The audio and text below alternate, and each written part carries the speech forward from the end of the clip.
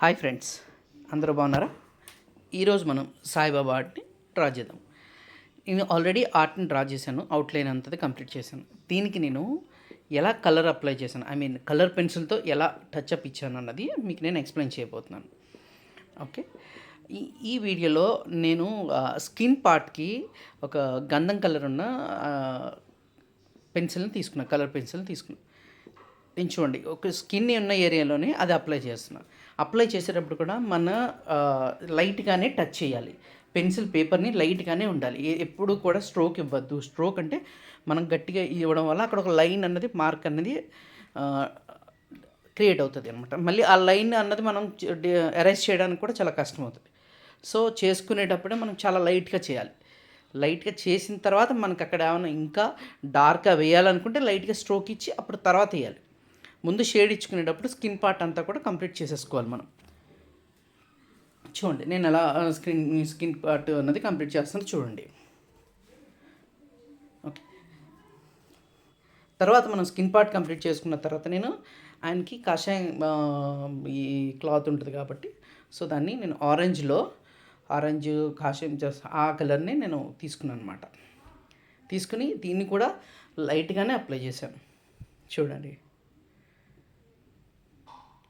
లైట్గానే apply చేస్తాం. ఇప్పుడు మనం అప్లై చేసుకునేటప్పుడు మనకు ఫేస్లో ఎక్కడైతే ఫోటోలో మనకి ఒక సైడ్ లైటింగ్ అన్నది ఉంటుంది, ఒక సైడ్ ఎక్కడైతే లైటింగ్ పార్ట్ని ఎప్పుడు కూడా టచ్ చేయొద్దు. అంటే మనకి అదే రియలిస్టిక్గా కనిపిస్తుంది అనమాట. ఎక్కడైతే డార్క్నెస్ ఉంటుందో అక్కడే మీరు కలర్ అనేది అప్లై చేయండి. మీరు ఫోటోని జూమ్ చేస్తే మీకు అర్థమవుతుంది ఎక్కడ డార్క్ అన్నది. ఇప్పుడు మనకి ఎక్కడంటే ఐబ్రోస్ కింద. సో ఇప్పుడు ఈయనకి బాబా గారికి ఇప్పుడు ఆ బొట్టు పైన చూడండి, అదంతా లైట్ మార్క్ అన్నది ఉంచాలన్నమాట. సో అక్కడ వైట్గా ఉన్న దగ్గర మనం కలర్ అప్లై చేయకూడదు. సో లైట్గా ఉన్న చోట అలా వదిలేసేయండి. దీని తర్వాత మనకి ఆ కలర్ అయిపోయిన తర్వాత నేనేం చేశానంటే బ్లాక్ షేడ్, అంటే బ్లాక్ పెన్సిల్తో ఆయనకి షేడ్ అనమాట. ఐస్ దగ్గర నుంచి, నోస్ దగ్గర నుంచి, ఐబ్రోస్ దగ్గర నుంచి అలా షేడ్ని అప్లై చేసుకుంటూ వచ్చా. ఓకే, ఆ డార్క్ అన్న చోట ఎక్కడైతే డార్క్ మనం యూజ్ చేయాలి, సో లైన్స్ దగ్గర ఇచ్చేటప్పుడు కూడా మీరు పెన్సిల్ చాలా షార్ప్గా ఉండేటట్టు చూసుకోండి. లైన్ మార్క్స్ ఇచ్చేటప్పుడు లాస్ట్, అంటే మనం కలర్ అప్లై చేసిన తర్వాత అవుట్లైన్ మనం డ్రా చేయాలనుకుంటే, సో మనకి షార్ప్గా ఉన్నదైతే మీకు మనకి మీసాల దగ్గర కానీ, గడ్డం దగ్గర కానీ మనకి ఇలా మనం అప్లై చేసేటప్పుడు అంతా కూడా రియలిస్టిక్ హెయిర్ మనకు కనపడాలంటే అది లైట్గానే వాడండి. స్ట్రోక్ కూడా లైట్గా వాడండి.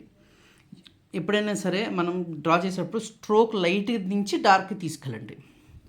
మనకి ఎక్కడ డార్క్ అయితే ఉందో అక్కడ డార్క్ కంపల్సరీ మనం ఇచ్చుకోవాలి.